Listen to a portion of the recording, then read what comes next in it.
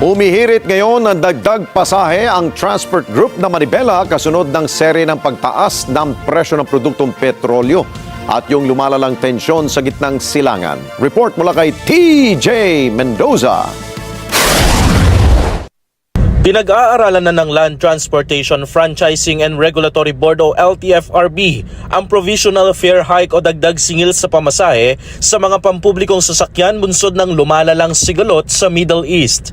Ayon sa LTFRB, ang dagdag singil na nararanasan ng mga motorista kahapon ay hindi magja-justify sa hirit ng ilang transport group na magdagdag ng piso sa pamasahe. Pero apela ng ilang transport group tulad ng Manibela, dapat ay mabigyan na sila ng agarang solusyon. Nakikita natin para maibsan itong hirap dito sa mataas na presyo ng petrolyo, kailangan talagang tanggalin na itong excise tax sa langis. Kasi 6 na piso po ang matitipid ng bawat motorista, hindi lamang po sa pampublikong transportasyon. Malaking bagay po ito sa amin, lalo na sa mga tsuper. May hirit din ang Manibela. Na payagan na yung 1 peso provisional authority, malaking bagay din po ito sa atin. At ang alam naman natin, naiintindihan naman po tayo ng ating mga mananakay dahil alam naman po nila yung sitwasyon natin na tagtaas po ng presyo itong mga petrolyo. Last option na raw ng LTFRB ang dagdag pamasahe. Fuel subsidy na muna ang titignan ng ahensya na pansamantalang solusyon para maibsan ang epekto ng pagtaas ng mga produktong petrolyo pag natapos na ang kanilang public consultation. Nananawagan naman ang Department of Energy ng nationwide fuel conservation, kasunod na rin ng direktiba ng Pangulong Bongbong Marcos Jr. Isang tugon para dyan ay ang ginawa ng isang bus company na mga fuel saving measures. Abiso ng Victory Liners sa kanilang mga pasahero na simula ngayong araw ay bubuksan na lamang ang makina at air conditioning units ng mga bus 5 minuto bago ang nakatakdang oras ng kanilang biyahe.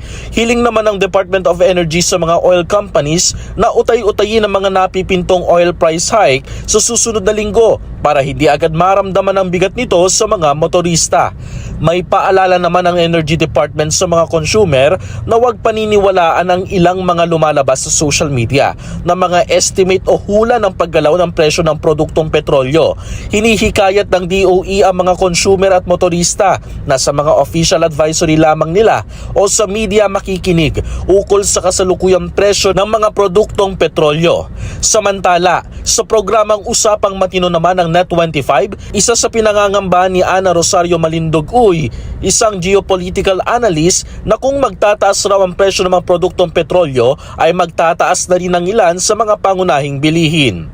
Ang problema po sa Pilipinas, ma'am, and even other countries, kapag nag-increase ang fuel, whatever kind of energy-related products, ma'am, mag-i-increase ang food cost, mag-i-increase ang electricity and other transportation, lahat, ma'am, kabit-kabit yan eh. Yeah. So yun ang malaking problema. And another thing, ma'am, na hindi dapat, ma'am, na-anticipate na ni BBM as president is yung labor displacement. Ma'am, kasi kapag tumagal yung war na yan, definitely there would be possibility na mas maraming Pilipino OFWs ang i-evacuate.